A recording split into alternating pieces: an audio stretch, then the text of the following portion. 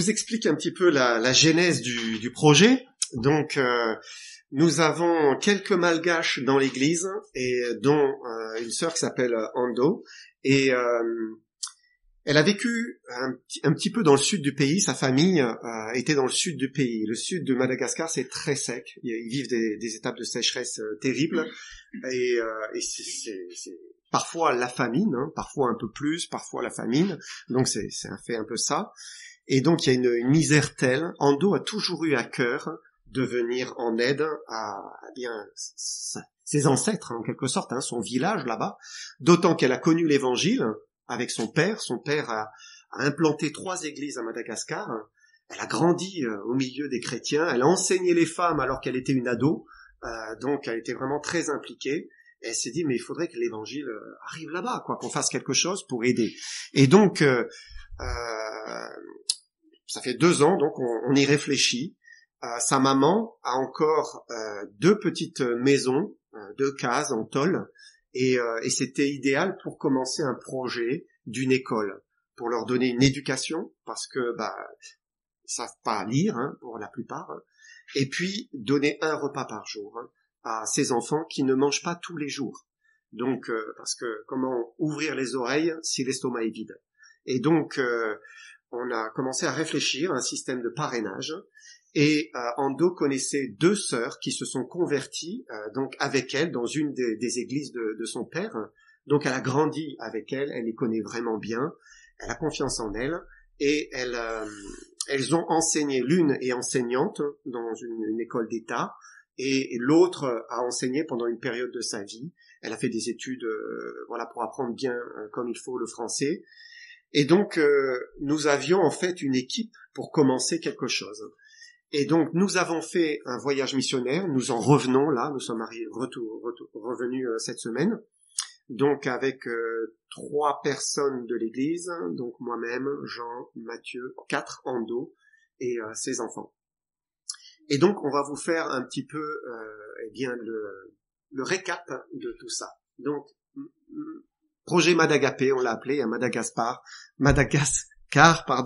et Agapé, l'amoureux. Donc voilà un petit peu ce qu'on va voir. Madagascar, on est arrivé à Tananarive, ensuite Fort-Dauphin, Ambovombe dans le sud, et puis vous allez voir donc les 3 villages qui ne forment finalement qu'un. Ça s'appelle Ankilimonjo, c'est voilà un ensemble, mais en réalité il y a 3 villages. Donc Madagascar, quand on pense à Madagascar, voilà ce qu'on pense souvent. C'est magnifique, hein, les lémuriens, les couleurs, les caméléons, c'est vraiment de toute beauté, quoi, hein, de toute beauté. Et puis bien sûr, les baobabs. Donc les baobabs, c'est plutôt au centre, hein, et plutôt vers l'ouest. Hein. Nous, on était au sud, et on a découvert, on pensait baobab, mais en fait non. Dans le sud, c'est plutôt cactus. Donc vous allez voir ça avec moi. Mais c'est aussi l'île de la faim.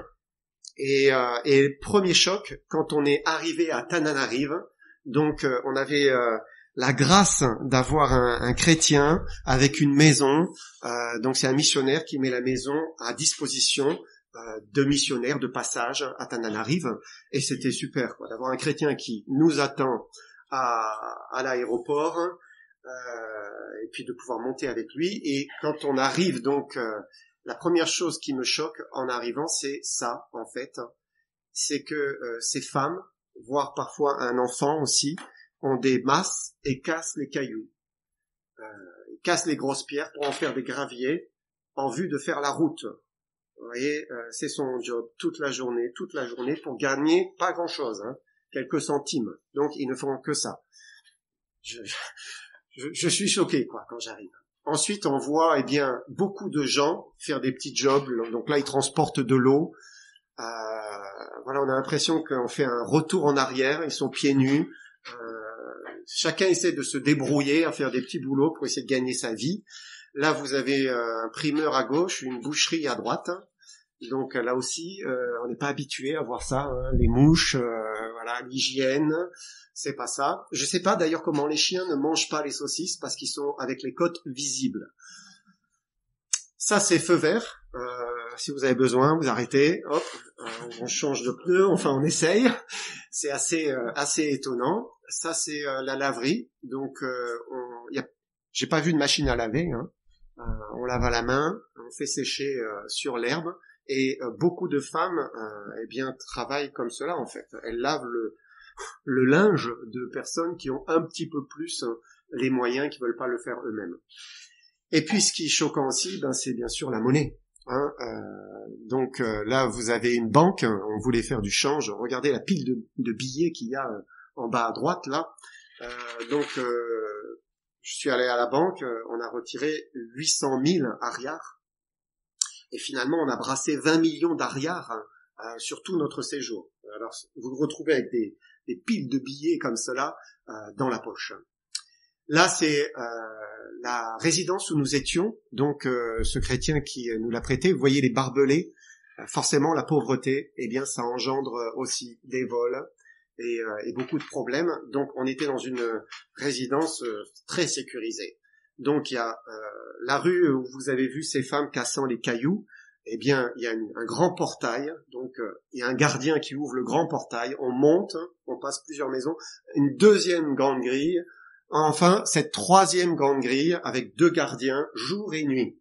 Donc, parce que les cambriolages, les agressions, ça arrive. Hein, c'est assez fréquent. Donc là, à droite, vous avez Soulouf. C'est le chrétien qui nous a accueillis. Une perle, vraiment. J'étais très touché par sa vie, par son témoignage. Il vit très modestement avec sa femme et ses 2 petites filles dans une petite maison. Il a ses beaux-parents qui vivent au-dessus. En gros, il vit, je sais pas, moi je dirais peut-être dans 12 mètres carrés, dans un quartier populaire. Ces petites filles ne peuvent pas sortir jouer, il n'y a pas de cours et c'est trop risqué de les laisser dehors. Donc ils vivent dans la maison. Il a quand même l'eau courante, en sachant qu'on a dû s'habituer à une donne, c'est que l'eau se coupe parfois, et l'électricité. C'est assez fréquent, les coupures d'électricité. Mais vraiment un cœur de chrétien, quoi. Vraiment très touchant. Priez pour Soulouf. Il cherche comment subvenir à ses besoins, et donc le missionnaire l'emploie. Quand il y a des chrétiens qui passent par la maison, eh bien ça lui fait un petit revenu, et il gère la maison. Donc il a un projet peut-être de faire un élevage de poules et pouvoir un peu gagner sa vie. Oups. Donc après nous avons pris un vol pour Fort-Dauphin. Donc Fort-Dauphin, alors je vais pas sauter où, non. Fort-Dauphin, nous avons été accueillis par Mamouri. Donc c'est le jeune homme en rouge, c'est le frère d'Ando.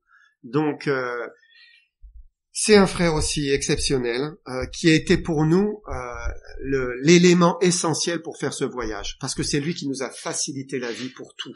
Il nous a devancés pour louer un 4x4, pour trouver un hôtel. Il était notre interprète constamment. Dès qu'il y avait un problème, il trouvait une solution. Donc vraiment super, Mamouri. Et il va rester pour nous le lien là-bas en fait, qui va permettre de continuer à œuvrer là-bas tout en ayant quelqu'un d'assurance qui pourra vérifier que tout s'y passe bien. Donc, Mamouri. Alors, Fort-Dauphin, voilà, c'est magnifique aussi. Hein. Vous arrivez, c'est les surfeurs avec la planche et tout, beaucoup de touristes qui viennent pour les vagues, des plages magnifiques, mais c'est aussi la pauvreté. Donc, vous voyez, en premier plan, c'est la boucherie ambulante. Ils sont là avec des plateaux de viande, il pleuvait. Ils vendent la viande, ils essayent de vendre un bout de viande vite fait. En haut, c'est donc plein de personnes qui sont en train de transporter du charbon. Donc parce que voilà, il n'y a pas de gaz, hein. Donc on se chauffe et on cuit au charbon. Donc on voit sans cesse des personnes qui vont brûler du bois dans la montagne, qui font du charbon et ensuite qui descendent pour le vendre. Donc ils font des grands ballots comme ça sur les vélos et vendre ce charbon. Là, vous avez un marché, ils étaient à même le sol, il pleuvait. On n'est pas habitué à ce genre de choses. Mais à côté de ça, c'est Fort-Dauphin. Il y a aussi, il faut accueillir les touristes, donc il y a des beaux hôtels comme cela. Donc, Mamouri nous avait réservé cet hôtel, qui est pas cher, 35 € la chambre, donc c'est 3 fois rien. Voilà, ça a été un peu une transition pour nous. Et puis, une chose aussi qui est curieuse là-bas, c'est les cash points. Donc en gros, c'est les banques. Il y a des banques. Vous pouvez aller retirer de l'argent dans une banque. Mais il y a des cash points comme ça partout. Et en fait, ils ont inventé un système pour les gens modestes, c'est que tout se fait avec un téléphone et une puce Orange Money, ou il y a d'autres puces comme cela. Et en fait, c'est un système où vous mettez de l'argent sur votre puce. Donc moi, je pouvais charger de l'argent sur ma puce que j'avais acheté quelques euros. Et ensuite, je vais à ce cash point. Et là, la première fois, la dame l'a rempli pour moi. C'est un code. Elle rentre un code. Et puis, son téléphone sonne. Elle a reçu mon argent. Et moi, j'ai été débité de ma puce. Et là, elle me sort des liasses de billets. Et puis, elle commence à compter 1, 2 millions, tac, tac, tac. Et on repart avec une pile comme ça dans la sacoche. Vous allez voir, il y en a partout, en fait. Vous êtes dans la brousse, il y a rien, et il y a un cash point. Donc c'est vraiment très très curieux, quoi. Et ils sont les uns à côté des autres. Donc c'est leur manière, eh bien, de pouvoir, eh bien, fonctionner. Ensuite, nous avons pris la route. Donc sur la route, là, il y en a pas beaucoup, mais que des personnes qui passent en vélo, à pied, qui font des kilomètres et des kilomètres pour rejoindre les villes, pour aller vendre ce qu'ils ont, en fait, pour faire un peu d'argent. Hein. C'est vraiment très impressionnant de voir ces foules. Pour vous donner une petite idée, au départ, quand on est parti, c'était plutôt vert, parce qu'on est à Fort-Dauphin. Et on est d'un côté où il pleut quand même abondamment. Donc voilà, c'était très très vert.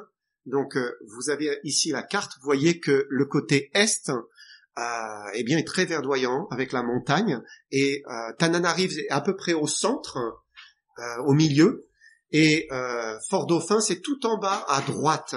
Donc c'est vraiment ici. Voilà. Tolana.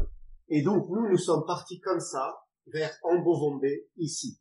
Et donc au départ c'est très très vert, et puis plus nous avançons, plus ça va commencer à devenir aride. Donc il y a des montagnes, il y a des paysages qui sont vraiment magnifiques, aussi des rizières. Donc on les voit, eh bien, récolter le riz, enfin travailler dans les rizières. Et puis c'est quoi ça? Non, c'est pas grave. Et sur la route, donc ça commence à devenir un peu plus sec. Parfois il y a des routes, mais souvent des pistes. Hein. Donc là, je vous ai pris ça parce que peut-être vous allez le voir, je sais pas. Non, en fait, essayez de voir ce qui est accroché au camion là. En fait, c'est des volailles. Donc le camion est plein, c'est un taxi-brousse, hein, et ils ont au moins, je sais pas moi, 50 volailles pendues tête en bas, vivantes, hein, bien sûr, hein, qui vont vendre au marché. Donc, une autre chose, c'est que en avançant, nous sommes arrivés, ça devient de plus en plus sec, et ça c'est la cisale. Donc c'est une plante apparemment qui date de l'époque coloniale. Donc c'était une colonie jusqu'en 1960 par les Français. Et ils ont planté beaucoup de cisales. Qu'est-ce que la cisale? Eh bien, c'est une plante déjà qui pousse bien dans un milieu semi-aride, et c'est une plante avec laquelle on peut faire des cordes, on peut faire des tissages, on peut faire des cheveux, parce que quand vous la raclez comme ça, petit à petit, eh bien, il en sort des fils, et vous pouvez les faire sécher et tisser quelque chose. Donc, voilà, il y a Mamouri qui semblait dire que la cisale peut-être n'a pas aidé parce qu'elle a contribué peut-être à la sécheresse, parce que là où ils ont planté des hectares et des hectares, perte de vue de cisale, ben il y a rien d'autre, il n'y a pas d'arbre. Hein. Donc voilà un petit peu la cisale. Donc nous sommes arrivés à Ambovombe. Donc ça c'est une vue de l'hôtel. Donc nous sommes vraiment dans le sud-sud, presque le plus au sud. Et en fait Ambovombe, je crois que la ville même fait 100 000 habitants, mais quand vous comptez tous les petits villages, vous arrivez vite au million. Hein, et en fait, c'est un bidonville. C'est carrément un grand bidonville. Hein, des tôles, des cases, Là, c'est devant l'hôtel, donc beaucoup de porteurs avec des ébus qui circulent dans tous les sens, de temps en temps un taxi brousse, et puis beaucoup de pauvreté. Là, vous avez des enfants qui étaient juste devant l'hôtel, et Matthieu, à la fin du repas, prenait tout, essayait de mettre dans une bouteille, dans quelque chose, le rapportait et se jetait dessus pour le manger. Parce que, voilà, c'est la misère. Alors vous dites c'est super parce qu'il y a du recyclage. Là vous avez un redresseur de clous au marché, donc ils essayent de faire tout pour essayer de gagner un peu de sous, mais en même temps vous avez la décharge là, une décharge dans la ville. Donc là les écologistes, je vous explique pas, c'est pas possible. Et alors, eh bien, la misère, les enfants qui sont pieds nus dans cette décharge, l'État ne fait rien, en fait. L'État ne s'occupe pas du pays. Le président et tous les grands profitent du pays, signent des contrats avec des grands de l'extérieur, des grandes succursales, mais ils ne font rien, quasiment rien pour le pays. Donc il n'y a pas de recyclage, il n'y a absolument rien, et il n'y a pas d'éducation dans ce sens. Ça, c'est un vendeur de chaussures, un cash point à côté, une boucherie. Là, c'est sur une table, je vous explique pas. Là, vous avez le réparateur de motos. Je sais pas comment il répare des motos, parce qu'il y a un pédalier de vélo, une roue, il y a rien. C'est impossible. Alors là, j'aimerais vous montrer cette vidéo qui m'a vraiment, ça m'a bouleversé. En fait, on a fait un tour dans le marché. Je vous montre pas tout le marché parce qu'il y a beaucoup de choses à voir. Mais vous allez voir la pauvreté là. Donc vous allez voir un petit garçon qui passe devant moi et je l'ai filmé et je fais un arrêt là, j'en revenais pas. Ce petit, il a peut-être 3 ans et était pieds nus, sale et tout seul, marchant au milieu de la foule comme ça. Je me suis dit mais comment c'est possible? Et puis j'avance quelques mètres. Donc là, vous voyez un peu le marché, ils vendent un peu de tout, même ils vendent des bouteilles en plastique vides, tout ce qui est possible de vendre, on le vend. Et là, vous allez voir un autre petit garçon, c'est très explicite. Voilà, il est en train de ramasser des grains de riz que quelqu'un a dû faire tomber juste avant. Donc voilà comment ils se nourrissent. À Ambovombe, nous avons rencontré Robin et Christine. Donc là, nous sommes chez Robin. Robin est mariée à un gendarme. Donc elle est quand même dans une maison en dur que son mari a hérité, mais c'est très modeste. Il n'y a pas l'eau courante. Il y a un puits avec une eau. On la boit pas. Vraiment, il y a les murs, mais la maison est très modeste. Là, on a passé un bon moment. On a prié ensemble. Et c'était vraiment très touchant. Donc, Robin et Christine ont fait des prières qui étaient bouleversantes. C'est Ando qui nous a traduit après, ils ont prié en malgache. Donc, Christine et Robin sont des filles de la ville. Elles ont grandi à la ville. C'est là-bas où elles se sont converties.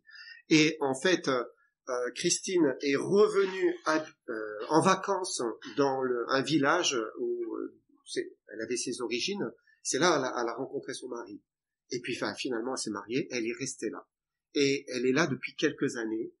Et elle a prié en disant, Seigneur, j'étais perdue, désespérée. Je ne savais pas ce que je faisais là.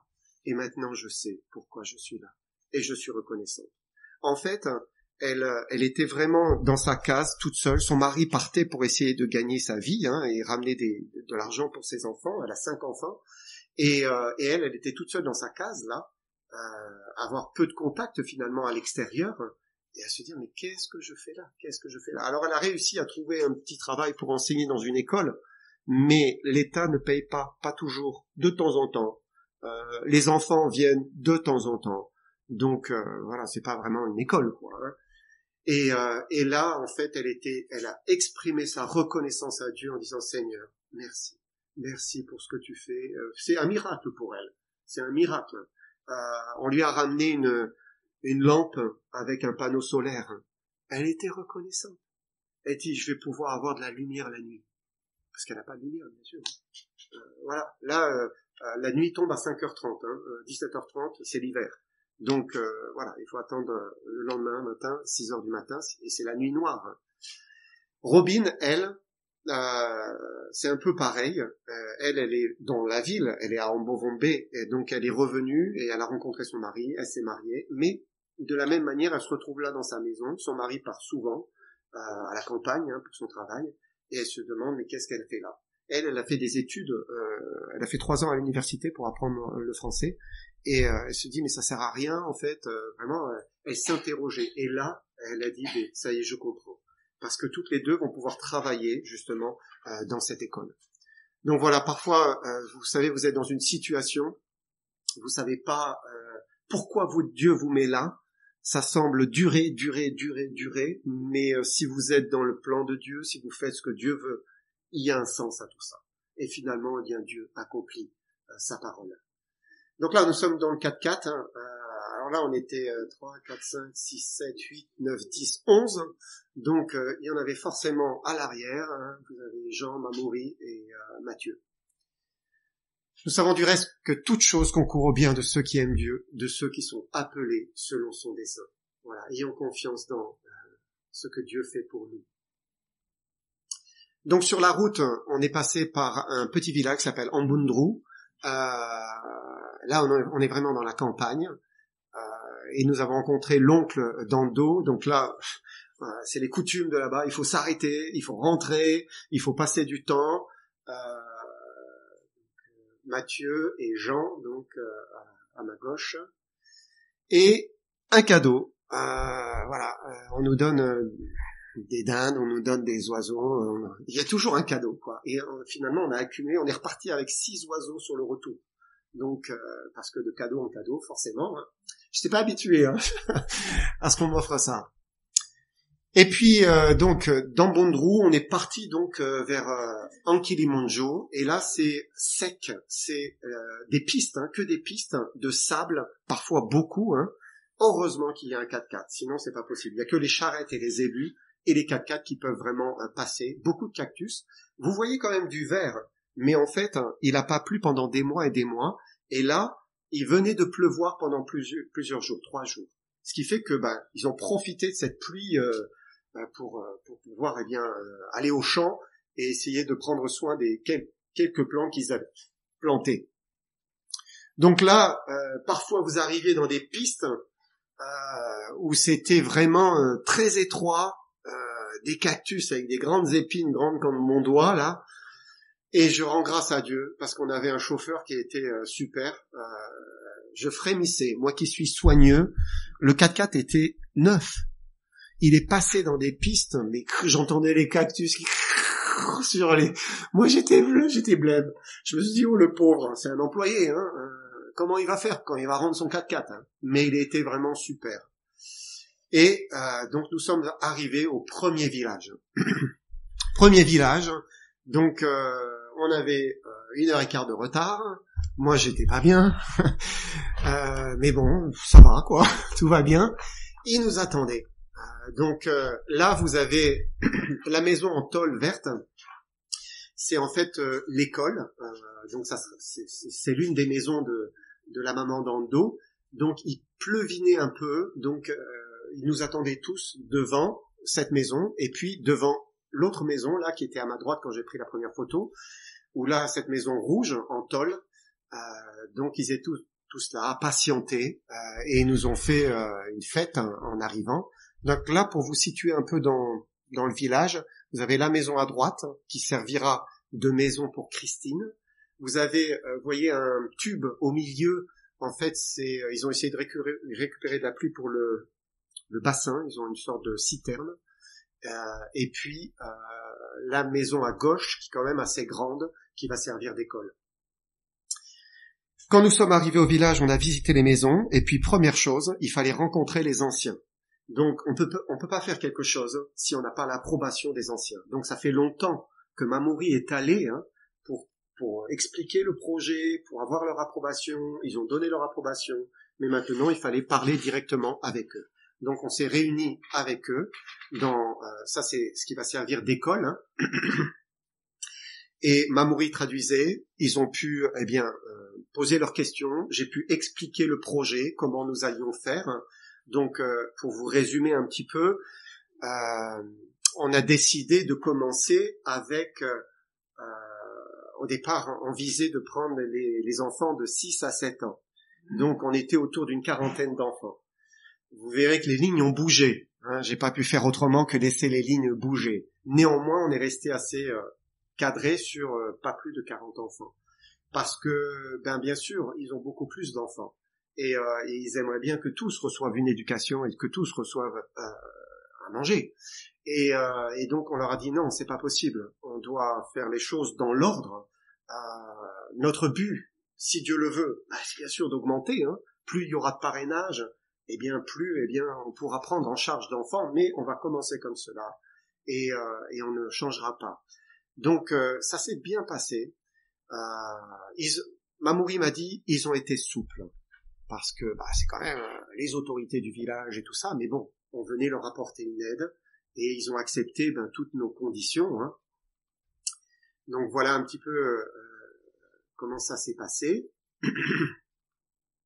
À l'extérieur, les femmes, les enfants, donc ça reste quand même très patriarcal, séparé, femmes, enfants et anciens.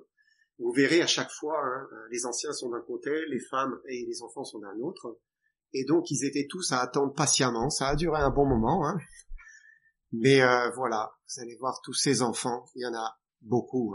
Je crois qu'en tout il y a 180 enfants dans les 3 villages.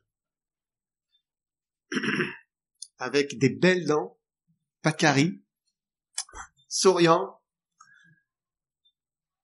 Et puis, on a eu droit à un autre cadeau, la chèvre. Donc, juste après avoir parlé aux anciens, ils ont amené une chèvre. Et voilà, c'était l'offrande maintenant. Il fallait manger la chèvre. Et là, on a eu le secours de Jean, notre boucher de service, qui a fait le sacrifice. Et là, c'est la première fois que j'assistais à ça. J'avais jamais vu ça. Je l'ai lu, bien sûr. Vous avez lu dans l'Ancien Testament. Voilà, sans effusion de sang, il n'y a pas de pardon. Mais bon, Jésus est notre agneau. Il est celui qui nous purifie de tout péché par son sang précieux. Mais c'était très très parlant pour nous de le voir, parce qu'on pensait à tous ces sacrifices qui avaient été faits. Vous voyez ce petit animal là qui bêle, Mais merci Seigneur. Le Seigneur est mort pour nous. Il est l'agneau de Dieu. Après, on avait apporté des cadeaux, notamment des couvertures pour essayer d'en donner particulièrement aux personnes âgées. Il faut savoir que l'hiver, là, la nuit, il fait 10, 12, 13 degrés. Parfois, il y a du vent et ça souffle bien comme une trame ici. Il fait froid, il fait froid. La nuit, il fait froid. Et puis, le jour, 27 degrés. Voilà, le jour est court, mais quand même bien chaud quand le soleil sort. Donc, je vous mets un petit cantique.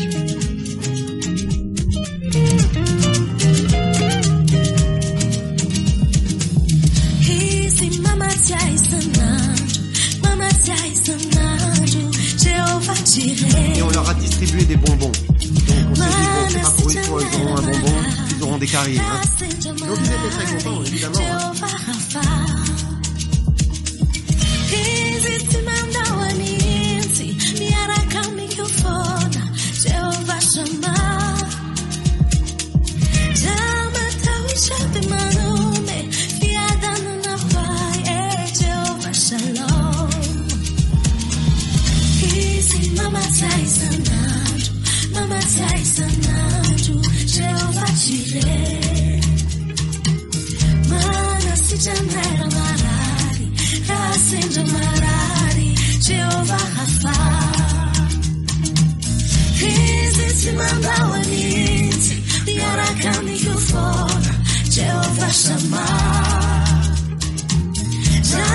Et à la fin, on leur a dit, bon maintenant on peut vous ramasser les papiers. Parce qu'ils avaient tout jeté partout,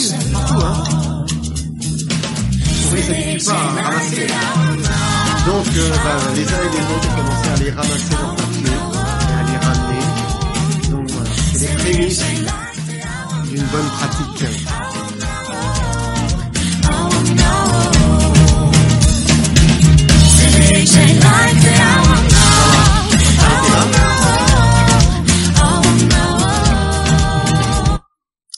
après, on a mangé la chèvre. Donc, ça a été assez vite. Hein. Je me suis dit, comment faisait Abraham quand il disait à Sarah, allez, va préparer vite un chevreau. Il y a 3 hommes là, ils ont faim. Ça a été vite. Hein. Ils ont donc mis la chèvre dans le feu, brûlé les poils, et pendant que nous, on faisait 2-3 choses à côté, hop, c'était vite fait, vite cuit, et c'était bon. Donc, quelques branches taillées pour brochettes, hein, et voilà, on s'est régalé. Et puis ensuite, on a enchaîné donc pour aller vraiment dans le premier village en fait, hein, visiter les familles. Donc vous allez voir les cases.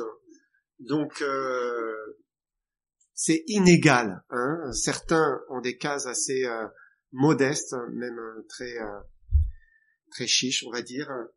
Donc c'est une sorte de paille, des bouts de bois, et à l'intérieur ils essayent, quand ils ont un bout de tissu, quelque chose, n'importe quoi, une publicité, pour fermer, mais c'est rarement très étanche. Je sais pas comment ça se passe quand il y a une vraie pluie, parce que ça arrive. Pas de lit souvent, parfois vous allez voir un lit, mais bon, il y a un peu plus les moyens, mais souvent c'est une natte par terre, et tout le monde dort ensemble. La pièce fait 4 mètres carrés, 5 mètres carrés, par là. Donc là, ça c'est un légume de là-bas. Ando m'avait donné le nom, je crois que je me souviens plus, mais c'est une sorte de petit pois en fait. Hein. Donc c'est l'une des choses qu'il mange. Il mange aussi du manioc, hein. Il mange des patates douces, hein. Et puis il mange des figues de Barbarie, parce que il y en a quand même pas mal sur les cactus. Donc là, vous avez une famille, 8 enfants. Tous les enfants sont pas présents. Hein. Donc je sais plus qui c'était, mais l'un de ses pères m'a dit, parce qu'on leur posait des questions, on leur demandait qu'est-ce que vous pensez de l'éducation et tout ça, et il a dit, vous savez, moi je suis pas plus intelligent qu'un zébu, donc si mes enfants peuvent avoir une éducation, je suis content, je suis vraiment très content. Et on leur demandait parfois s'ils croyaient en Dieu. La plupart, bien sûr, croient en Dieu, hein, même s'il y a eu une personne qui nous a dit non. Et puis on leur demandait quelles étaient leurs activités, de quoi ils mangeaient. Est-ce qu'ils mangeaient tous les jours? Ils mangent pas tous les jours, ça dépend. Parfois, là, c'était une période où ça allait un peu mieux, mais souvent, il y a des périodes plus difficiles. Donc là, par exemple, c'est l'une des enfants, donc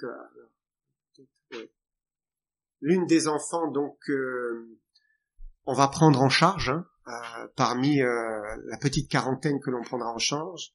Donc celle-là a 6 ans, occupation, recherche de figues et de bois secs. Donc ça, c'était une maison suivante. Ça, c'est un chef du village. C'était peut-être la 2e maison que nous avons fait. En fait, au départ, on était parti pour les enfants de 6 à 7 ans. Et en fait, il y a une pression, il y a du favoritisme. On pouvait pas faire autrement, en fait. Hein. Donc, par exemple, là, on a pris bien cette petite fille qui a 10 ans. Donc, il y a quelques images que je vais vous montrer, mais pas toutes. Hein. Donc, là, vous voyez une case aussi, très modeste. Les enfants qui sont en train d'écosser pour gagner un peu de sous, pour manger, pardon. On s'est retrouvés devant des familles assez. Parfois, il y avait des veuves qui s'occupaient des petits enfants parce que les enfants étaient partis vers une vie meilleure et ils avaient laissé les petits enfants. Donc parfois, il y avait des veuves ou des personnes âgées, très âgées, hein, qui s'occupaient des petits enfants. On a eu le cas d'une personne, il y avait 23 enfants autour d'elle. Et puis parfois aussi des jeunes filles qui étaient très jeunes. Hein. Donc là, une mère seule, 10 enfants. Donc on ne sait pas où est le père, hein, mais il faut qu'elle gère ses 10 enfants. Donc là, ils sont pas tous là parce qu'il y en a qui sont partis cueillir des figues et elle vit dans une maison. Il y a plein de trous partout. Donc plutôt difficile. Donc là, c'est une de ces petites filles. Hein.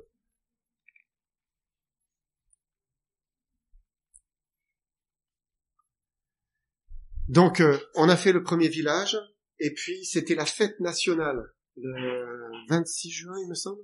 Et du coup, ben là, c'était fini, il n'y avait plus rien à faire. Hein. Ils étaient tous partis en ville. Donc, du coup, on a fait une pause. On est allé à l'océan Indien et on a pris juste la journée pour se reposer un petit peu. Donc, c'est magnifique. Hein. On a vu aussi ce monsieur qui voulait nous vendre un œuf. Donc, en fait, à Madagascar, on trouve ce type d'œuf. Vous pouvez creuser et de temps en temps, vous trouvez un œuf comme cela.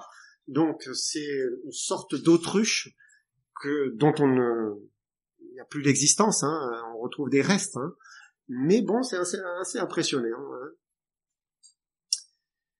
Alors là, vous avez Feetsua. Donc, Feetsua, c'est le menuisier. Donc, c'est lui que Mamori a chargé de fabriquer en fait les tables et les chaises qui vont servir à l'école. C'est quelqu'un de la famille éloignée, un cousin. Hein. Il habite à Ambondrou, donc juste à côté, à peu près à un quart d'heure, une demi-heure des villages. Et pendant que Mamori était parti pour chercher d'autres matériels, eh bien nous sommes restés avec Ando et Mathieu. Et donc on lui a expliqué ce qu'on voulait exactement. Et puis après, une fois qu'on a eu terminé, on lui a demandé mais est-ce que tu crois en Dieu Et puis on a commencé à lui annoncer l'évangile. Donc on lui a annoncé l'évangile et il a dit que en fait il savait qu'il était mauvais, que il avait un pistolet dans son sac, qu'il a fabriqué des armes pour faire des mauvaises choses, que parfois quand il marchait sur les pistes, il se disait je vais en enfer. Et donc il était vraiment incroyablement mûr pour l'évangile. On lui a demandé s'il voulait prier, il a dit oui. Et là Ando a demandé est-ce que tu veux que je traduise à chaque fois. J'ai dit non, prie en malgache tous les deux. Et c'est mieux qu'il se sente libre. Et il a prié. Et en fait, il s'est vraiment converti. Il a vraiment accepté le Seigneur. Et c'était beau pour nous, hein, c'était une joie. Et on en a vu les fruits immédiats. Pourquoi ? Parce que nous avions d'autres choses à faire. Donc, il était là et il avait deux de ses hommes, il travaillait à trois, quoi, deux jeunes avec qui il travaille, qui étaient à côté. Et Ando dit, peut-être on peut leur payer un verre au restaurant, comme ça nous on peut vaquer à autre chose. Donc, ok, on rentre dans le restaurant. Qu'est-ce que vous voulez boire ? Une bière ? On commande des bières, il amène les bières, et puis après nous on part. Et c'est lui qui va raconter après. Donc il s'est servi sa bière, il a commencé à boire, et il s'est dit, non, en fait c'est sa faiblesse, la bière. Et il a dit, c'est pas possible, je peux plus boire. Et il a poussé sa bière, il l'a donnée à ses deux amis. Il a pas voulu la boire. Et c'est incroyable, travail du Saint-Esprit immédiat. Ensuite, on est allé au marché et il nous a accompagnés. On est allé au marché parce que, vous savez, ces enfants qui étaient dans la rue, là, ils étaient tous pieds nus, avec des t-shirts troués, etc. Et il y en a un qui a dit monsieur, chaussures. Vous voulez une paire de tongs alors on dit, on va aller au marché, on va lui trouver une paire de tongs. Donc, on était avec 5-6 petits-enfants qui couraient autour de nous, là, dans le marché. On leur a trouvé des chaussures. Et après, il voyait qu'on était généreux, qu'on donnait. Alors, il me dit, il essaye de... Alors, j'étais là avec le traducteur, essaye de comprendre. Il me montre les puces de téléphone, parce qu'il n'a pas de téléphone. Donc, c'est pas possible d'avoir un petit téléphone avec une puce. Je dis, mais ça coûte combien, ça ? Il dit 250 000 ariars. Bon, c'est pas grand chose, hein. 250 000 ariars, c'est vraiment pas grand chose, c'est 50 euros. Mais bon, j'avance, hein, et je lui dis, écoute, tu sais, on peut pas pourvoir à tous les besoins de tout le monde. C'est incroyable avec le traducteur d'avoir réussi à communiquer avec lui. C'est pas possible, on ne pourra pas. Mais maintenant, t'as un père, t'as qu'à le prier, et tu lui demandes. Et lui, il est fidèle, tu sais. Moi, il m'a déjà exaucé, il a répondu à mes prières, à ma conversion, demande-lui. Et là, grand sourire. Comme si le Saint-Esprit apaisait son âme. Et ce qui était touchant, c'est qu'après, on s'est retrouvés dans le restaurant, et j'ai dit à Mamori, tu sais qu'il s'est converti ? Il dit, non, c'est pas vrai. Et il commence à parler avec lui, et il lui a tout raconté. Sa conversion, la bière, le téléphone, avec un grand sourire. Et vraiment, vous pouvez prier pour Féé. Donc, on aimerait qu'il ait une Bible et qu'il puisse eh bien continuer à marcher avec le Seigneur. Donc, Robin et Christine vont aller le voir, essayer de l'encourager. Mais en tout cas, c'est un premier fruit, vraiment, pour le Seigneur. Donc, Fée, je sais pas si la photo marchera, voilà, c'est celui en bleu à l'arrière, là. Si tu confesses de ta bouche le Seigneur Jésus, si tu crois dans ton cœur que Dieu l'a ressuscité des morts, tu seras sauvé. Ensuite, on est allé au deuxième village. Deuxième village, donc il y avait cette veuve qui était avec ses trois petits-enfants, je crois, et leur régime, c'est que des figues de barbarie, rien d'autre, parce qu'elle est toute seule en fait, hein. Elle est toute seule. Ça, c'est sa maison. Vous voyez, elle est sur le point de s'effondrer, sa maison, hein. Et en fait, personne ne l'aide. Il y a pas deux hommes qui vont venir, allez, on va te redresser ta maison, on va la... Non! Vous savez pourquoi? Parce qu'il y a un dicton, c'est à la mort. Ça veut dire, je t'aiderai le jour où tu meurs. Je paierai pour ta sépulture. Mais en attendant, tu te débrouilles. C'est comme ça. Personne n'aide personne. Chacun pour soi. Et donc, c'est incroyable. On voit des gens dans une misère pas possible. Et puis, à côté de ça, quelqu'un qui va beaucoup mieux, qui a les forces et qui pourrait eh bien faire quelque chose et qui ne fait rien. Donc, en voyant cela, on s'est dit, mais c'est incroyable ce que l'Évangile pourrait et pourra, par la grâce de Dieu, changer dans ces villages. Ça va tout transformer quand ils vont apprendre que, eh bien, on doit s'occuper de ceux qui sont autour de nous. Ça va vraiment être une révolution. Là, vous voyez cette mère et vous voyez sa fille, à droite. Il n'y a pas une grande différence entre l'âge de la mère et de la fille. La mère, elle a dit qu'elle avait 18 ans. La fille à côté, vous allez me dire c'est pas possible, mais elle avait l'air d'avoir 12-13 ans. En fait, on pense que peut-être la mère était un peu plus vieille. Elle avait peut-être 20 ans, 21 ans, et peut-être 22 ans, je ne sais pas. Mais en tout cas, elle a eu sa fille très jeune. C'est évident, hein, parce que, bien voilà, elle a été donnée par une famille, un homme qui était plus âgé qu'elle. Et donc, c'est des choses aussi que l'on voit. Et l'homme là était parti au champ, je ne sais pas où, et elle, eh bien, elle prenait soin de ses enfants. Troisième village, donc de nouveau une famille. Donc là, ah oui, c'est ça. Ça, c'était une grande famille. Ils ont 17 frères et sœurs. Donc lui a 17. En fait, ils sont 18 enfants. Et lui a 8 ans. Donc ça a l'air d'être assez commun, hein. Et puis, donc dans chacun des villages, à chaque visite, on a pu prêcher l'évangile. Donc là, bon, vous n'allez pas entendre forcément, même apparemment ça marche même pas.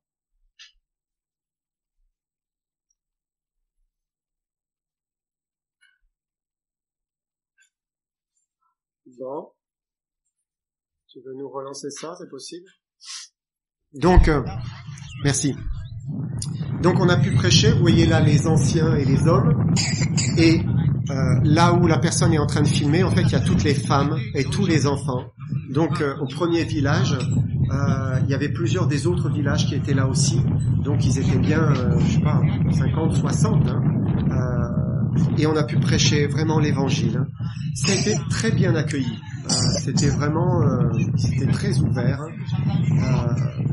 Enfin, ils acquiesçaient. Hein. Il faut savoir que le protestantisme et le catholicisme sont quand même partout dans l'île. Hein. Donc, il y a des luthériens et des catholiques. Là, en fait, dans le village, il y a un homme qui veut être pasteur luthérien. Donc, ils ont commencé à construire une église. Pour l'instant, il n'y a que des morceaux de bois. Hein. L'homme en question, je pense pas qu'il est au Seigneur, hein, parce que c'est des luthériens traditionnalistes en fait. Hein. Donc lui aussi aurait besoin de l'évangile. Mais bon, peut-être lui, il nous regardait un peu. On aurait aimé pouvoir discuter avec lui parce que peut-être il voyait ça comme une concurrence. Hein. Mais bon, le Seigneur n'a pas permis qu'on ait cette discussion. Mais en tout cas, c'est un sujet de prière qu'il puisse se convertir. Donc ça, c'est le deuxième village.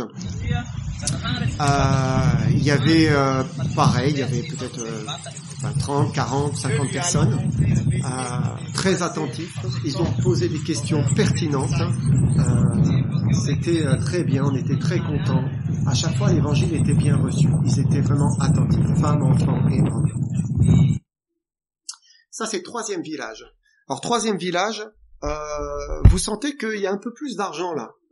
Ils sont pas riches, hein, mais il y a des maisons en dur. Parfois, il y a des citernes. Et en fait, on apprend que le chef du village, là, c'est quelqu'un qui était propriétaire terrien. Je pense pas qu'il était millionnaire, hein, mais en tout cas, il a fait en sorte que le village ait un peu plus d'argent. Mais c'est un coq, un petit chef. Vous allez voir, on a été surpris. Et donc voilà, il était assez exigeant, il avait des règles et tout ça. Et puis donc j'ai donné la prédication, l'évangile, ça s'est bien passé, quelques questions. Et puis d'un seul coup, il dit bon, vous avez dit ce que vous croyez, moi je vais vous montrer en quoi je crois. Et puis il s'est levé, il est rentré dans sa case en tôle à gauche là. Et là on s'est dit oh là, qu'est-ce qui va se passer là? Il est parti pour nous faire un truc occulte, je sais pas quoi. Donc on commençait à prier en se demandant, hein. Et puis il est ressorti avec une tenue de prêtre, avec une sorte de croix un peu bizarre, des joyaux, on aurait dit un sacrificateur. Alors derrière moi, là, vous voyez, il y a un petit enclos. Là, il y a un autel en bois et il fait des sacrifices.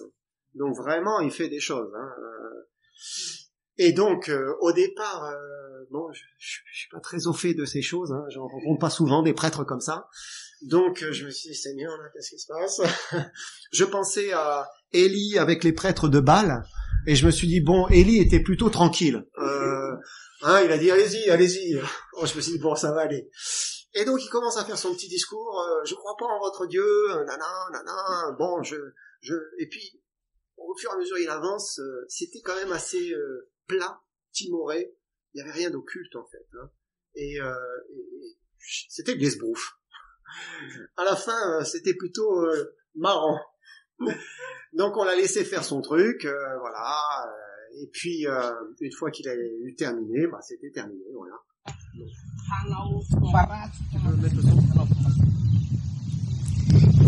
Il a dit j'accepte pas votre Dieu pour faire des choses mauvaises, faire des choses bonnes. Mana tanteraka hoatsisa hanao zava-doza fa manatanteraka hankasitaka hankatena matoky anareo français fa hanatsara i Madagascar.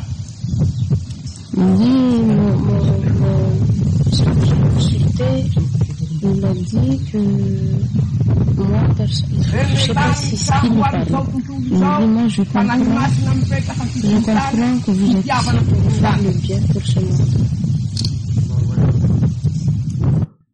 Voilà, donc c'est passé.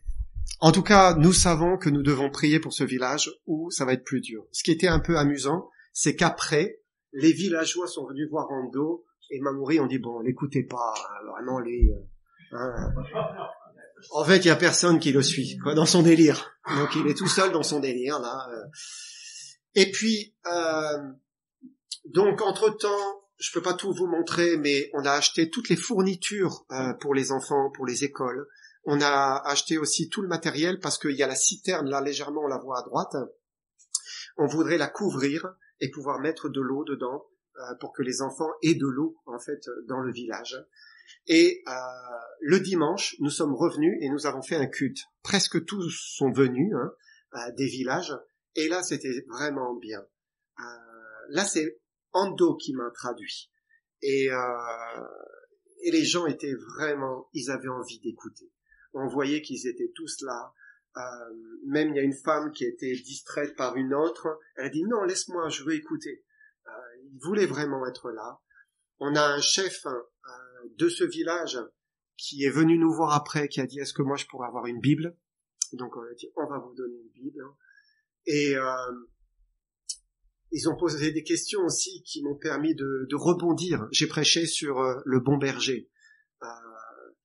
Et à la fin, ils ont rigolé. Notamment, je leur ai demandé, est-ce que quelqu'un serait prêt à donner sa vie pour son voisin? Oh là, vous aurez dû voir les réactions. Aucun, hein. Mais Jésus-Christ, lui, il l'a fait pour vous. Lui, il a donné sa vie pour vous. Après, on a parlé du péché et le fait qu'on met le péché sous la terre et tout ça. Oh là, ça a commencé à... Ils ont bien compris, ils ont bien compris. Donc, ils ont posé des questions sur le péché et j'ai pu bien expliquer. Donc, c'était vraiment encourageant. Ça donnait envie de donner une suite, en fait. Et puis, Ando, Christine, Robin et aussi 2 autres qui se considèrent plus comme protestants ont chanté un cantique.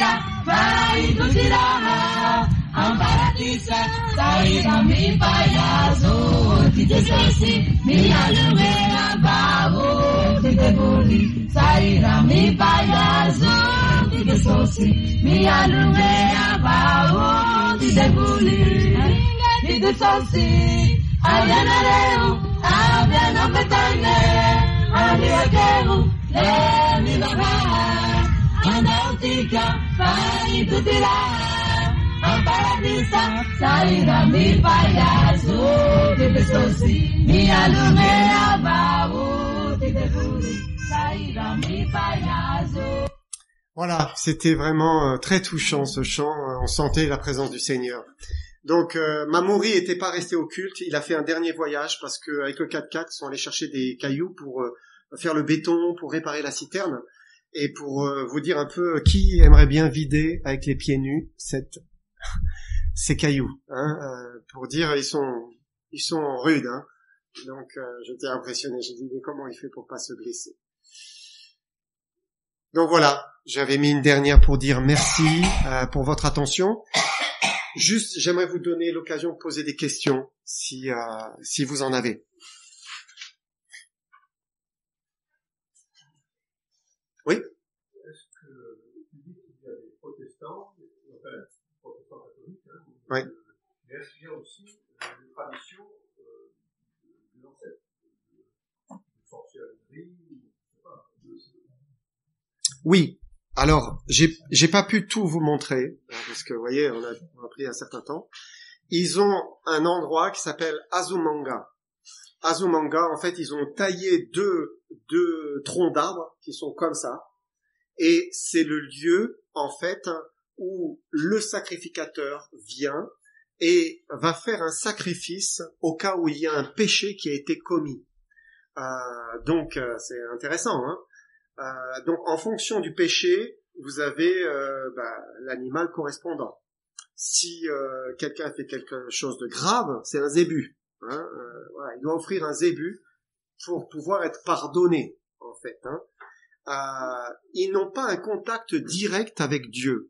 Pour eux, c'est le sacrificateur qui passe par le lieu Azumanga et ensuite qui passe aux ancêtres. Et les ancêtres vers Dieu. Donc ça, c'est le déroulé. Moi, dans la prédication, j'ai pu leur expliquer que Jésus-Christ était le seul médiateur et que c'était par lui qu'on accédait à Dieu, personne d'autre. Et j'ai expliqué qu'il était leur Azumanga, parce que en fait c'est le lien qui permet d'aller vers Dieu en fait. Donc oui, ils ont des pratiques comme cela, mais ils sont pas du tout fermés à la vérité, au contraire. Là j'ai bien vu, ils écoutent, ils reçoivent. Je crois qu'ils sont enseignables.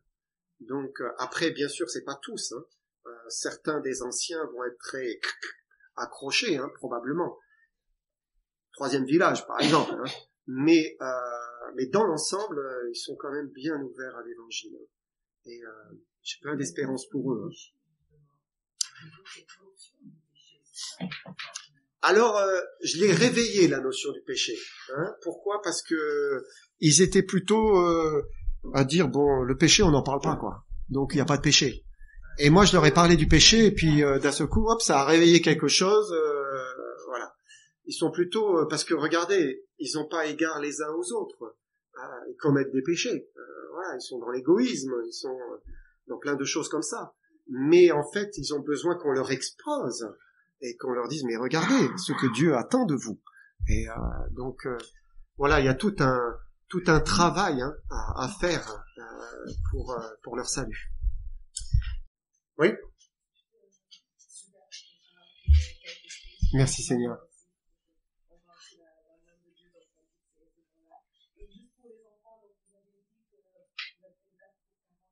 Oui.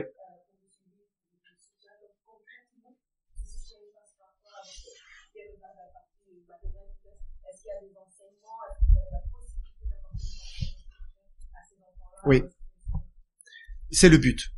En fait, le but, c'est de donner une éducation, parce qu'ils savent pas lire, ils savent pas écrire. Donc, il y aura toute une partie où ce sera l'alphabétisation, quoi.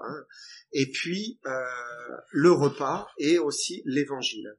Donc, on aura amené du matériel d'école du dimanche et ils vont faire une petite leçon d'école du dimanche tous les jours. Le dimanche matin, Robin sera là et elle va faire un petit culte où les femmes et les enfants seront invités. Donc, elle aura probablement les femmes. Et on compte vraiment prier pour qu'il y ait du fruit là, que des femmes se convertissent et que ça puisse après rejaillir plus tard vers les hommes. Mais oui, le but c'est bien sûr l'évangélisation. Mais pour nous c'était incohérent d'amener l'évangile sans amener un repas, quoi, sans pourvoir à leurs besoins. Après concrètement, matériellement, donc pour rappel, on a monté un système de parrainage. On a évalué à peu près à 8,50 € par mois pour nourrir un enfant, lui donner un repas tous les jours. Donc voilà, on a aujourd'hui un peu plus de parrainage que 40, mais on a réduit la voilure pour commencer, pour s'assurer que tout va bien. Il faut savoir qu'on a eu quelques frais aussi qui se sont ajoutés, notamment une cuisinière. Donc il fallait une cuisinière pour préparer le repas, évidemment, pour 20 enfants et 20 enfants, puisque ça sera matinée 20 enfants, après-midi 20 enfants. Et donc, on va la rémunérer, 20 € par mois. C'est pas la mer à boire. Les enseignantes seront payées 55 € par mois. Et puis, on a dû aussi prendre un magasinier, quelqu'un qui est un peu un homme à tout faire, et qui sera un peu l'homme qui les défendra s'il y a un problème. Parce qu'il faut un homme. Sinon c'est les anciens qui dominent. Et donc comme c'est Christine, Robin, une cuisinière, le magasinier prendra leur défense s'il y a besoin. Et en même temps, c'est lui qui va s'occuper de s'il y a des choses à aller chercher avec les ébus et la charrette, voilà, surveiller le bassin, surveiller l'école en leur absence, ce genre de choses. Donc de nouveau, on va lui donner 20 €. Donc pour l'instant, l'association prend en charge le salaire des profs, et puis ces 2 employés supplémentaires, l'eau, et les parrainages vont pourvoir à la nourriture des enfants. Après, le but, si Dieu le permet, ça serait bien sûr que tout soit soutenu et que l'association n'ait pas à sortir de l'argent, parce que on n'a pas une caisse infinie. Mais en tout cas, on est reconnaissant au Seigneur qui a pourvu pour ce projet.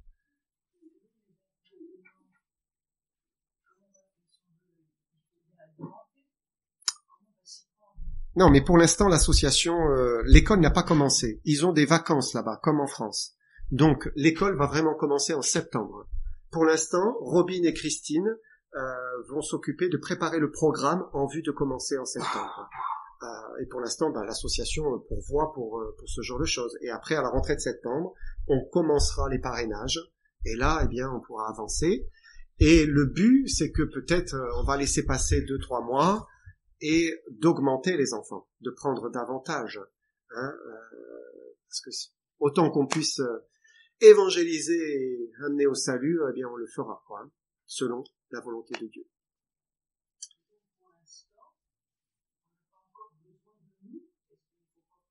Là, dans l'immédiat, non. Maintenant, si vous voulez faire un don à l'AEP parce que elle a des frais pour payer les salaires, etc., vous pouvez le faire. Tout ce que vous donnez, bien sûr, sera mis pour le projet. Mais les parrainages ne commenceront que fin août.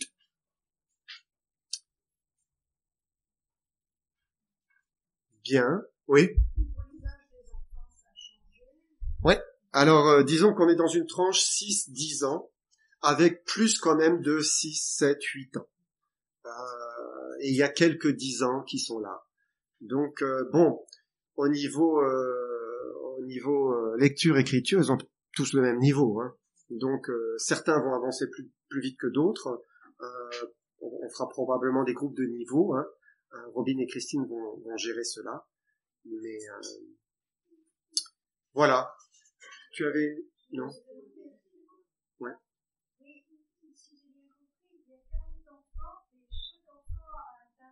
Oui. Oui.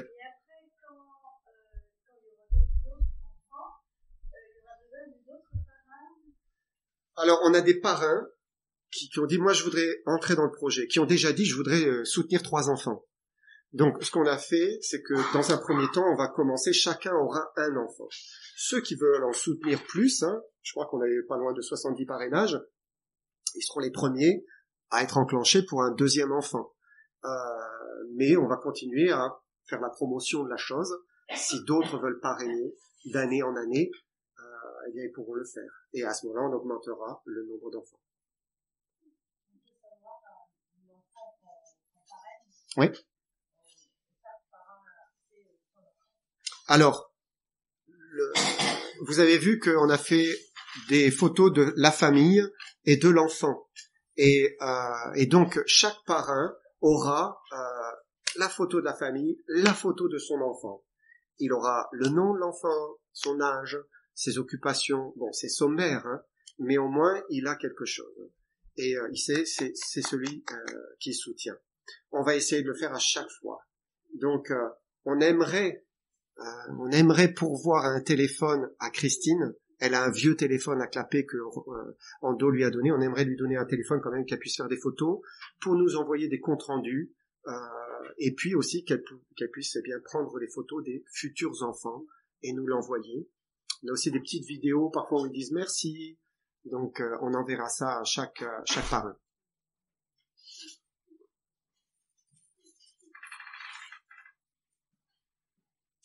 Bien. Merci pour votre attention.